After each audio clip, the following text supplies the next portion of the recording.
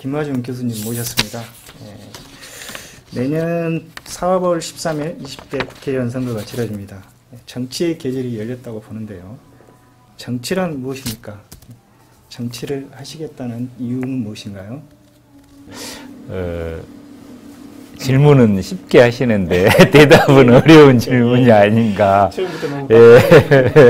생각이 되는데 정치에 대한 뭐 학술적 정의야 뭐 제가 뭐 이 자리에서 세상 말씀드릴 필요는 없을 것 같고요.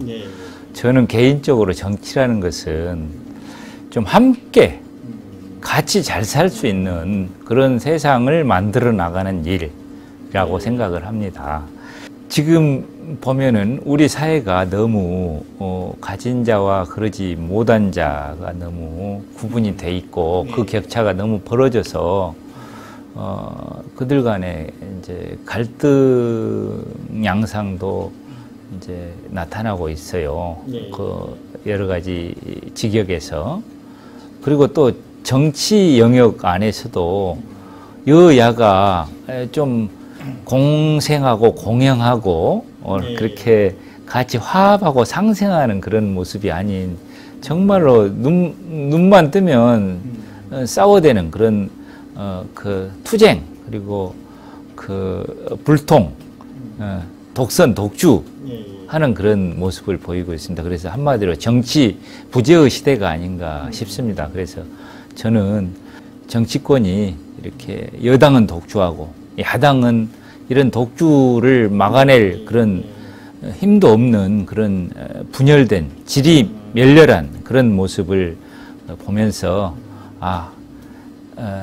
야당을 도와서 그야말로 여당을 견제하고 또 힘의 균형을 이루면서 서로 상호 견제와 또 필요하면 협력도 하는 그런 공생하는 그런 정치를 해야 될 필요성이 있다 싶어서 제가 정치에 입문하게 됐습니다.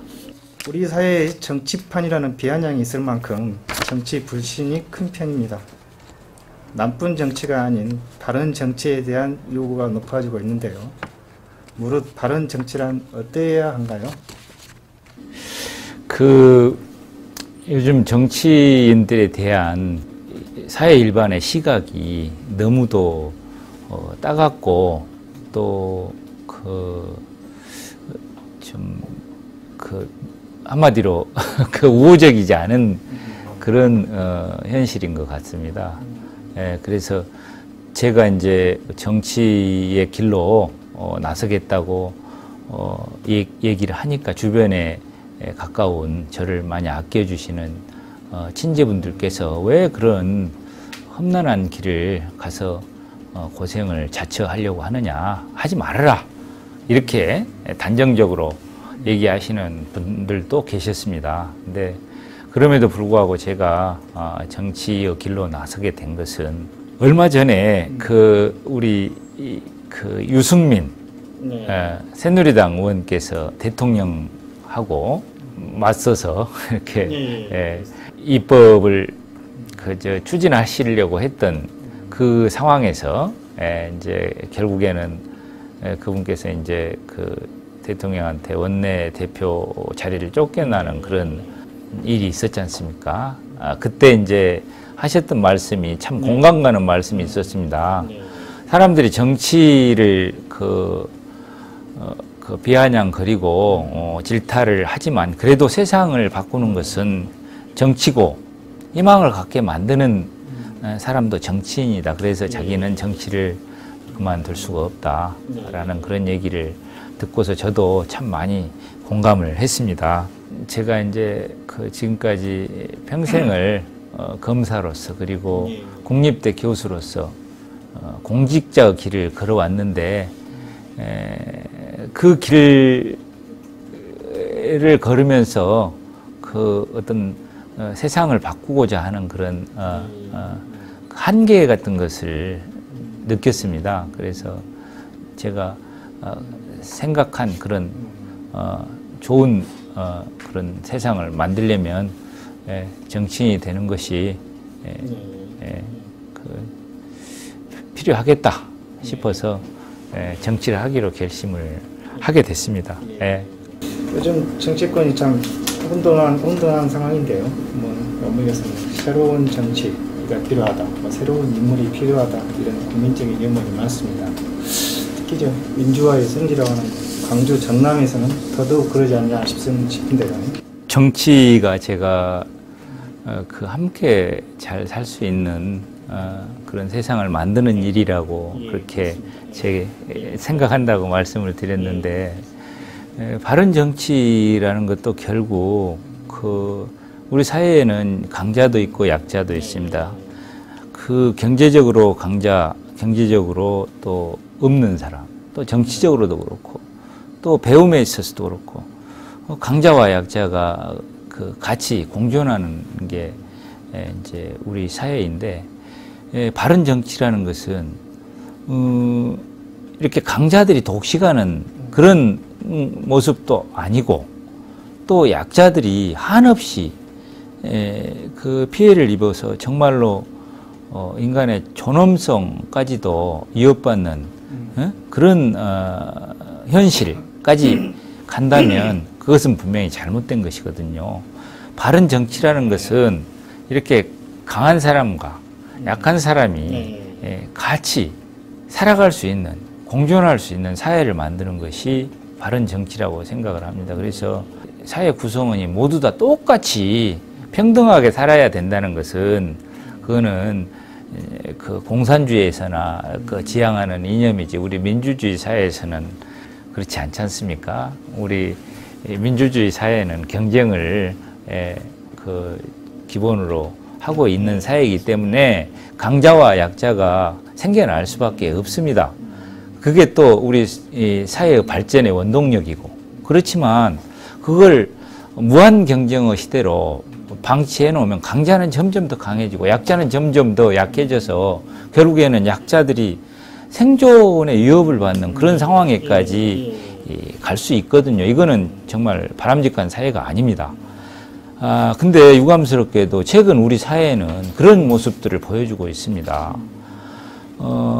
지금 이제 최저임금제의 시급이 작년에는 6,000원도 채 안 됐었습니다. 근데 이제 겨우 이제 2016년도서부터 6,030원으로 이제 올라가게 됐습니다. 근데 6,030원의 시급을 받고 과연 그분들이 최소한도의 어떤 삶을 누려나갈 수 있을 것인지에 대해서 저는 참 많이 어려울 것이라고 생각이 됩니다. 약자들에게 너무 가혹한 사회 아니겠어요? 그에 비해서 재벌 기업들은 사내 유보금들을 수천 원씩 그렇게 가지고 있으면서도 건전한 투자로 내놓지를 않고 나중에 자기네들 편리할 때 사용하려고 지금 쌓아놓고만 있지 않습니까? 그래서 청년 일자리들이 계속해서 줄어나가고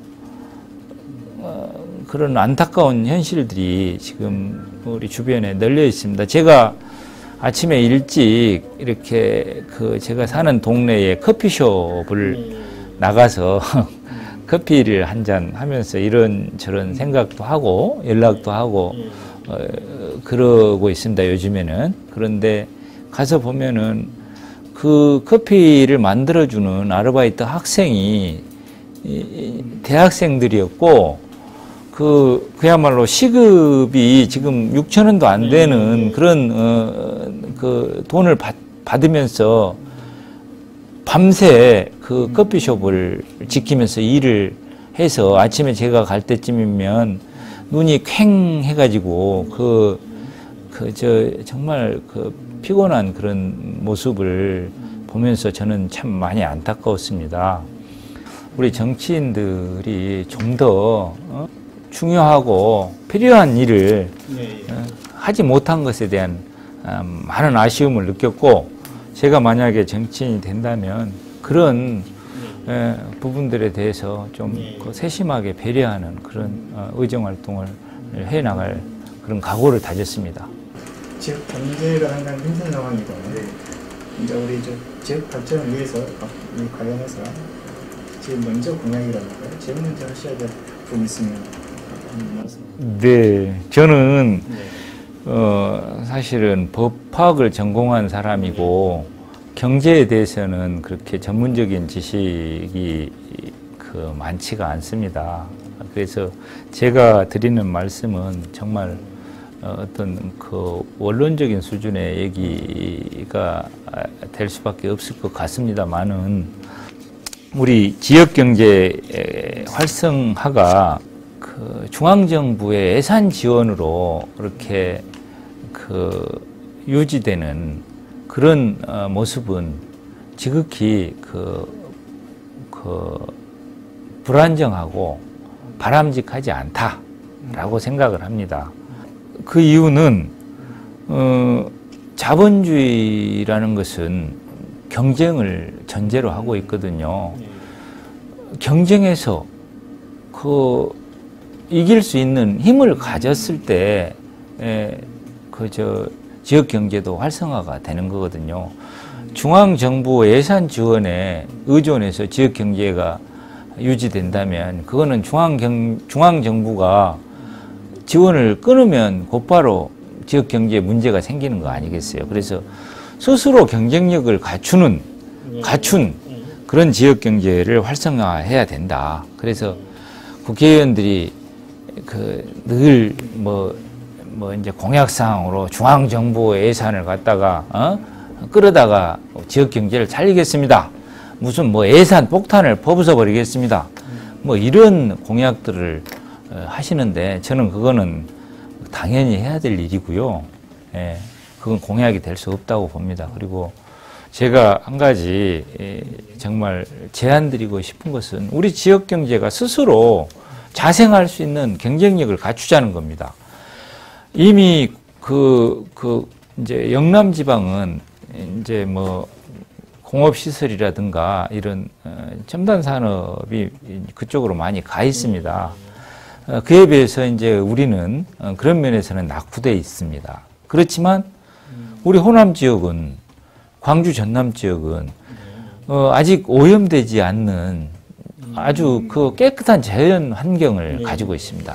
그리고 또 전통적으로 호남의 곡창지대에서 여러 가지 음식 재료들을 이제 바탕으로 해가지고 맛있는 음식들을 만들어내는 그런 노하우가 있거든요. 그리고 또 우리 광주 전남 지역은 얼마나 많은 문화예술인들이 있습니까? 예. 그래서 이런 것들, 즉 아주 깨끗한 자연 환경과 그리고 우수한 먹거리 그리고 아주 탁월한 문화예술의 콘텐츠를 결합하면 그야말로 우리 광주 전남 지역이 저 유럽의 파리라든가 로마와 같은 그런 문화예술의 어떤 중심지가 될 수 있다고 저는 믿습니다. 그래서 우리 광주 전남 지역을 그런 쪽으로 특화시켜서 개발해 나간다면 이제 KTX가 2시간밖에 이제 서울에서 광주까지 2시간밖에 안 걸리거든요. 그 돈은 영남에서 벌고 그 돈을 광주 전남에 와서 쓰고 가는 그런 형태의 지역 경제를 활성화 시키면 충분히 경쟁력이 있다고 보고, 그러기 위해서는 우리가 갖춰야 될 부분이 있습니다. 제가 고향이 이제 이곳입니다만은 이제 공무원을 하다 보니까 중앙 또는 이제 다른 지방에 이제 오래 근무하다가 이제 전남대 교수가 되면서 다시 고향으로 내려왔지 않습니까? 그래서 이제 중앙이나 또는 다른 지역에 비해서 우리 고향에 대한 애향심을 가지고 이렇게 지켜보면 우리 광주 시민들이 너무 좀 친절하지 못한 면이 있는 것 같습니다.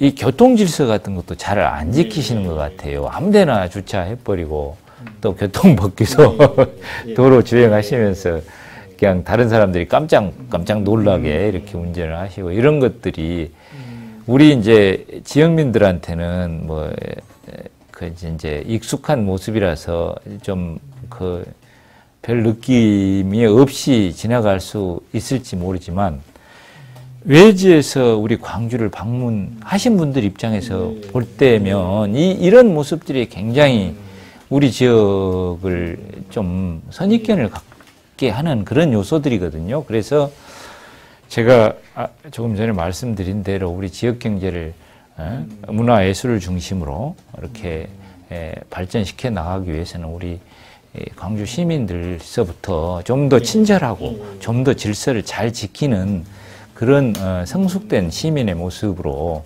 이렇게 나아가야지만이 외지인들, 특히 내국인도 그렇고 외국인도 그렇고 많이 찾아와서 우리 지역 경제가 활성화될 것으로 그렇게 기대를 합니다. 그래서 저는 중앙정부의 예산에 의지하지 말고 우리 주민들 스스로 우리 지역 경제의 경쟁력을 갖춰 나갈 수 있도록 노력하자. 그 앞장에 우리 정치인들이 좀 서달라라는 그런 부탁과 또 다짐을 해봅니다. 예. 안철수 전 새정치연합 대표가 새로운 독자 세력을 꾸리라고 지금 정치 행보를 계속하고 있습니다. 내년 총선이 얼마 남지 않았는데 우리 정치 신인들 입장에서 봤을 때는 여기가 광주 영남의 야당의 텃밭이라고 하지만 그만큼 또 선택의 폭이 좀 넓혀지지 않았나. 분명히 방금 말씀하신 대로 정치 신인들에게는 선택의 폭이 넓어진 그런 측면은 있을 것 같습니다. 그리고 또 이제 안철수 신당이 이제 만들어지면 이제 야당과 야당이 경쟁하는 그런 체제가 형성될 가능성이 있는데 그렇게 되면 이제 다른 지역에서는 여당과 야당이 경쟁하는 체제가 되겠지만 우리 호남 지역에서는 야당과 야당이 경쟁하는 그런 모습의 그 선거전이 진행될 가능성이 있다고 봅니다. 근데 아무튼 저는 그 새정치민주연합의 그 당원의 한 사람으로서 지도자격인 두 분께서 그런 사태를 미리 좀 막아주지 못한 부분에 대해서는 참 아쉽고 안타까운 그런 심정입니다. 예비 후보 등록이 좀 시작되는데요. 15일부터. 네. 혹시 언제쯤에 하실까요? 예, 제가 오늘서부터 이제 법적으로는 예비 후보로 이제 할 수가 있겠는데 저는 조금 관망을 하고자 합니다. 그래서 정치적인 그런 진행 상황을 지켜보면서 이렇게 등록을 해도 늦지 않다고 생각을 합니다. 이 앞전에 그 정부에서 교과서 국정화 문제를 추진해가지고 상당히 좀 국민적인 반발도 있었고 지역사회에서 상당히 혼란이 있었습니다. 당시에 우리 교수님께서 1인실 전남대 정모합에서 하셔가지고 상당히 화제를 모은 바 있는데 어떻게 추진을 하셨는지. 예, 제가 뭐 1인 시위를 맨 먼저 시작한 것은 사실입니다. 학교 정문에서 그것도. 그렇죠. 근데 우리 교수님들이 점잖으셔가지고 뜻은 있으나 행동을 하시는 데는 심사숙고하는 경향이 있는데 저는 머리에 든 게 별로 없어서 그냥 쉽사리 행동에 나섰던 것 같습니다. 그래서 그게 자극제가 돼가지고 저희 교수님들과 또 제자들 그리고 심지어는 졸업생 분들까지 참여하는 518인 릴레이 1인 시위가 이제 진행이 돼서 얼마 전에 잘 마무리가 된 걸로 알고 있습니다. 그런데 이 역사 교과서의 국정화 추진은 정말로 역사의 퇴행이라고 저는 생각을 합니다.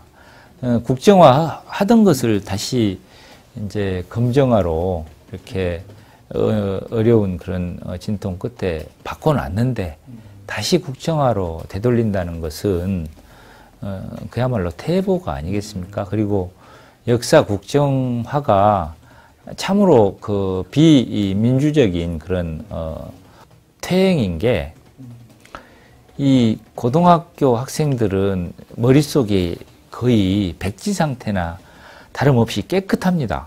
그런데 그 학생들에게 국가가 정한 역사를 주입식으로 이렇게 가르친다는 것은 장차 그 다양한 가치관을 가지고 민주 시민으로 성장해 나가야 될 학생들에게 이렇게 획일화된 가치를 주입시키는 격이 되어서 이게 장차 민주주의의 어떤 시민으로서 갖춰야 될 그런 소양의 그 장애를 초래하는 그런 결과를 가져올 수 있다고 봐서, 이거는 그 교육자로서, 우선 정치인이 아닌 교육자로서 참을 수 없는 일이라고 판단을 해서 제가 그렇게 그 1인 시위를 했더니 우리 교수님들이 안 돼 보였는지 같이 하시겠다고 그래가지고 518인 릴레이 시위가 성료된 것으로 알고 있습니다. 최근에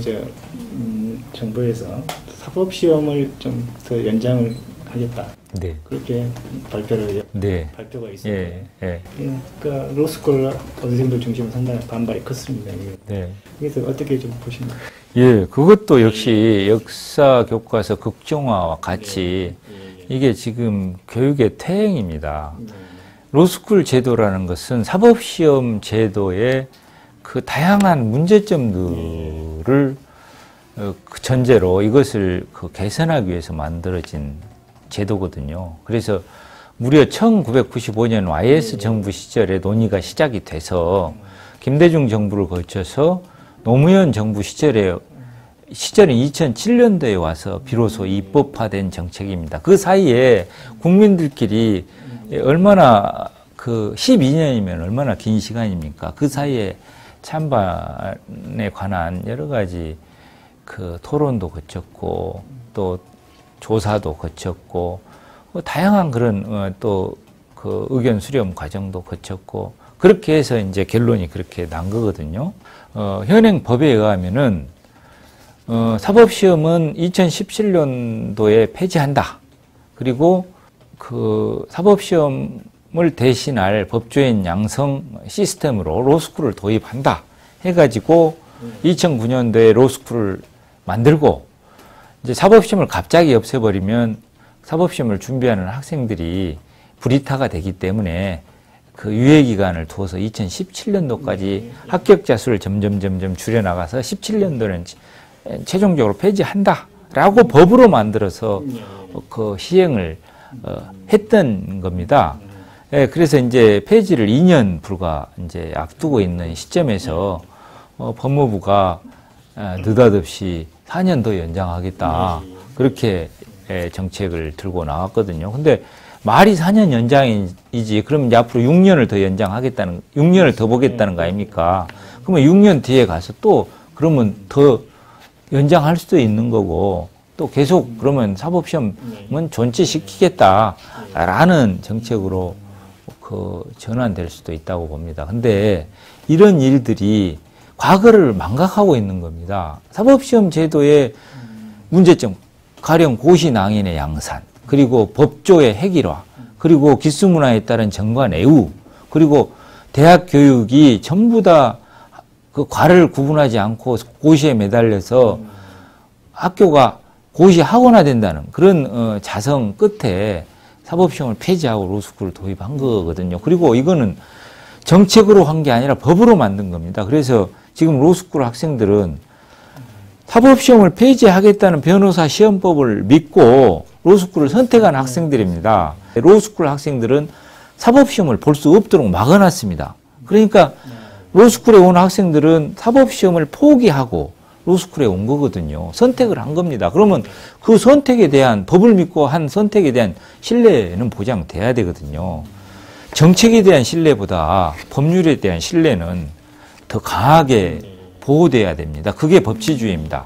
법치주의는 정의를 이념으로 하고 있고, 그 정의는 법적 안정성과 신뢰 보호 두 가지 구성 요소를 주된 요소로 하고 있거든요. 근데 이 법적 신뢰를 보호하지 않는다면 이건 정의에 반하는 거고 법치주의에 반하는 겁니다. 그래서 법을 집행하는 법무부에서 법주의에 반하는 그런 짓들을 하고 있는 겁니다. 굉장히 잘못된 거죠. 그러면 좀 부드러운 질문 한번 예, 질문 예, 한번 드리겠습니다. 예, SNS 상에서 제가 보니까 우리 예. 교수님께서 백석 시하고 네. 고흐 그림을 좋아하신다고 네. 그러셨더라고요. 소설도 뭐 있고 시도 있고 뭐 문학의 다양한 장르가 있는데 그 중에서 이제 시를 좋아하는 이유는 그 시라는 것은 시인이 그 경험한 어떤 개인적인 그런 체험과 감성 그리고 그 시인만이 가질 수 있는 상상력을 그야말로 압축된 그런 단어로 간결하게 표현하는 게 시거든요. 그래서 다른 문학 장르보다도 제가 시를 특별히 더 좋아하고 그 시들 중에서도 백석 시인을 제가 좋아하는 이유는 그 백석의 시에는 정말 우리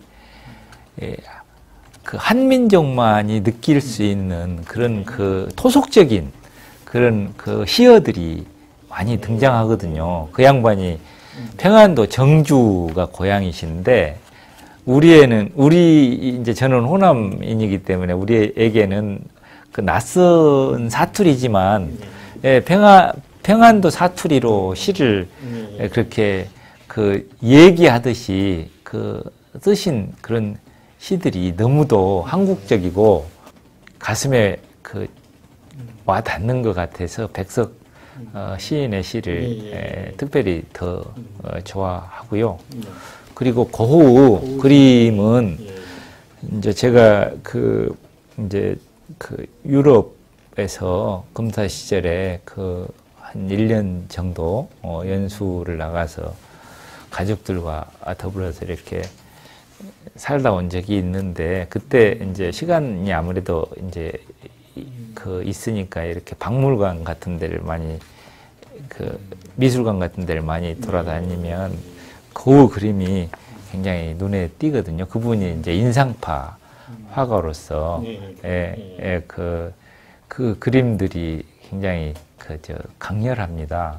근데 그런 강렬한 그 색조라든가 붓의 터치 이런 것들도 성격하고 좀 맞는 것 같고 그분이 굉장히 그 삶이 보여주듯이 애로운 그런 삶을 사셨습니다. 그리고 그렇게 애로운 삶을 살게 된 것은 그분의 영혼이 너무나 순수하고 깨끗했기 때문에 세속적인 그런 삶에 이렇게 영합하지 못했던 것 같아요. 그래서 돈 되는 그림을 그래서 팔 수도 있는데 그런 돈 되는 그림을 그리지 않고 그야말로 자기만의 어떤 그 세계에서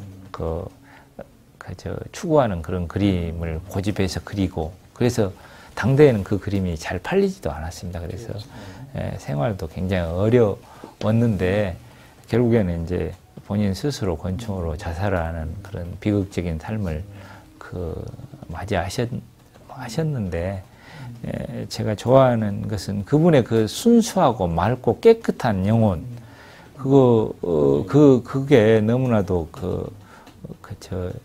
우리 현대인들이 바라볼 때 너무나 좀 아름답고 이렇게 동경하고 싶은 그런 모습이어서 그분의 그림을 좋아하고 그래서 저는 지금 제 전화를 걸어 보시면 그 컬러링이 우리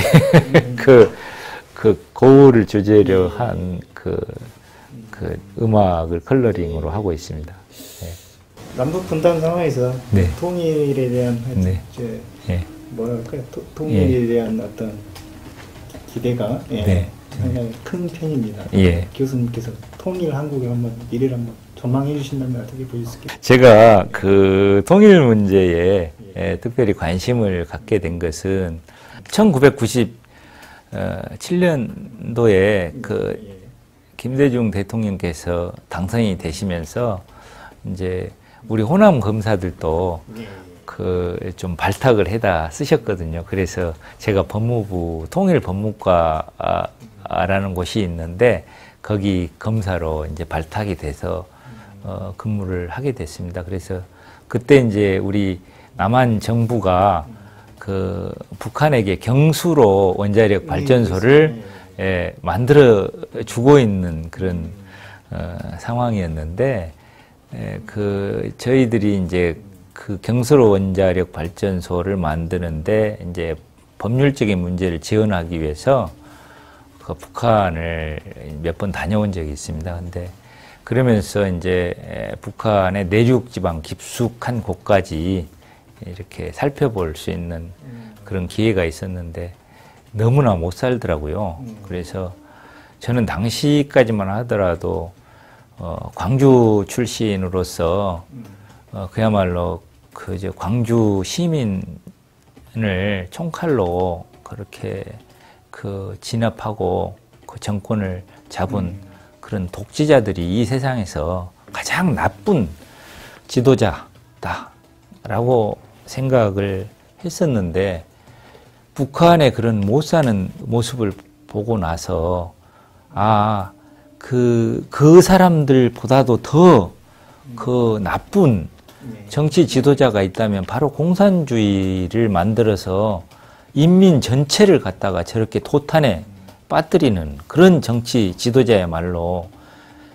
그 군사 독재를 했던 사람들보다도 어쩌면 더 나쁠 수 있겠다 그런 생각을 처음으로 했습니다.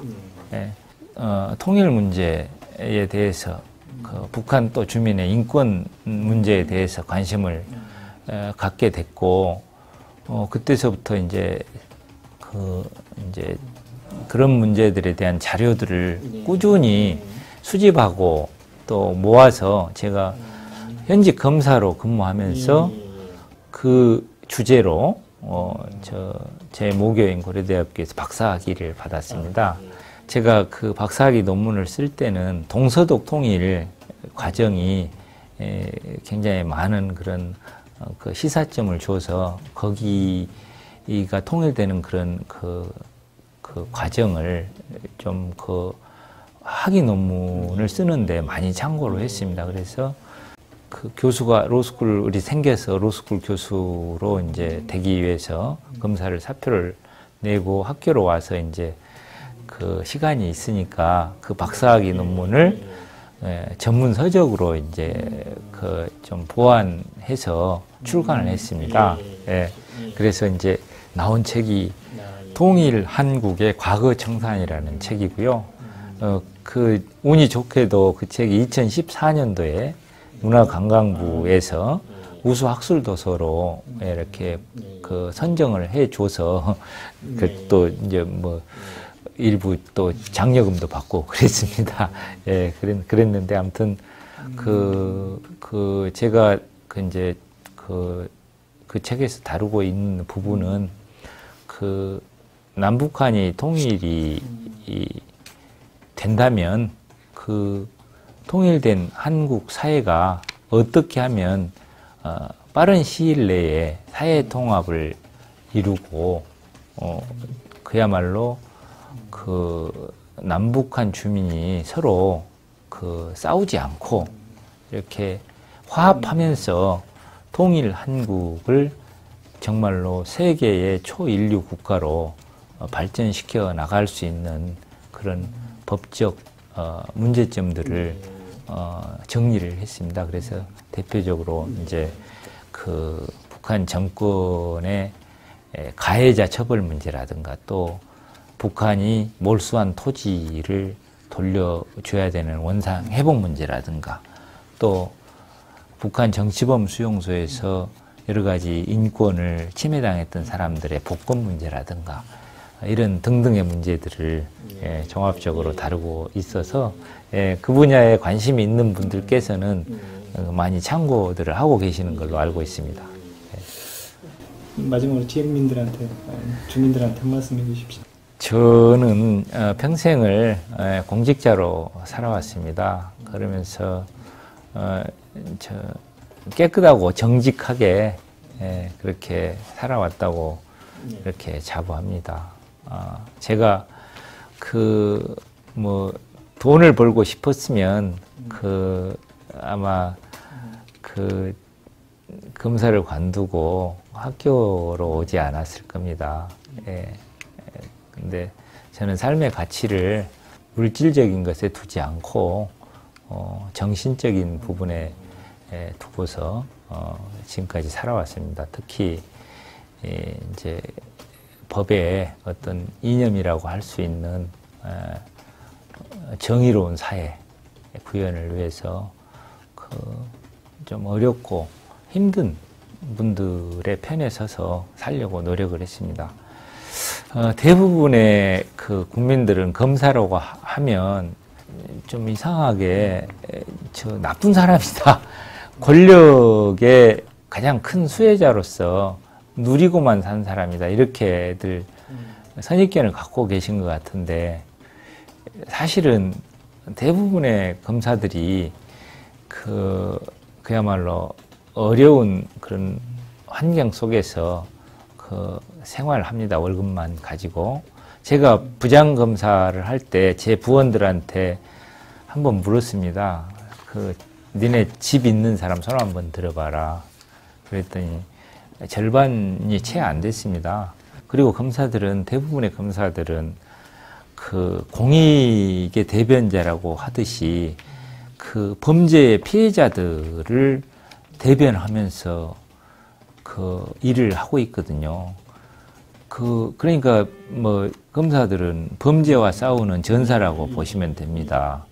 근데 이제 소수의 정치 검사들이 권력과 야합해서 못된 결정을 하고 죽은 노릇을 한 것이 침소봉대돼서 국민들 눈에는 전체 검사들이 권력의 편에 서서 일하는 것으로 생각하는데 그렇지 않습니다. 저는 검사 생활을 20여 년 했습니다만은 맹세코 약자의 편에서 일을 했고, 그리고 또 검사를 그만두고 나서는 지금 6년째 국립대 교수로서 우리 법조인들이 좀 바르고 제대로 된 그런 사람이 될 수 있도록 지도하는 일에 전념해 왔습니다.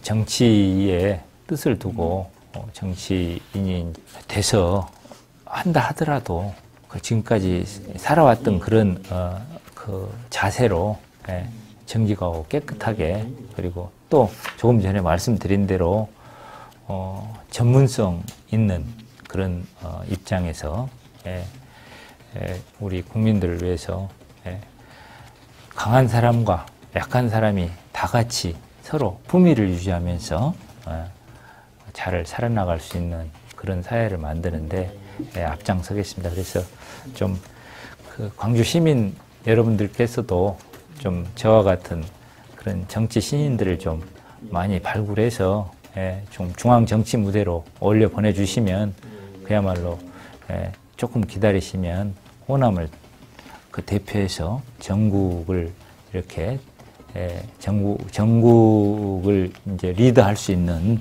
그런 지도자로 성장해서 돌아올 수 있을 것이라고 그렇게 생각합니다. 내년 총선에서 경쟁력 있는 우리 정치 신인으로 평가받고 계시고요. 교수님께서 좀 미수 같지라도 때묻지 않고 깨끗한 선거, 정책 선거를 선언하였습니다. 사회적, 경제적 약자를 배려하는 정치를 기대하도록 하겠습니다. 네. 귀한 시간 주셔서 감사합니다. 초대해 주셔서 너무 감사합니다. 고맙습니다. 예.